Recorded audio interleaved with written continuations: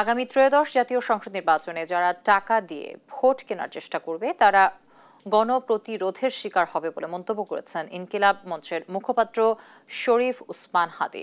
শুক্রবার বিকেলে শাহবাগ জাতীয় জাদুঘরের সামনে ত্রয়োদশ জাতীয় সংসদ নির্বাচনে ঢাকা ৮ আসনের সম্ভাব্য প্রার্থী হিসেবে নির্বাচনী প্রচার অনুষ্ঠানে এ কথা বলেন তিনি। বলেন, সংসদে যেতে পারলে কোনো হারাম টাকা খাবেন না, চাঁদাবাজি করবেন না, এমনকি কাউকে চাঁদাবাজি করতেও দেবেন না।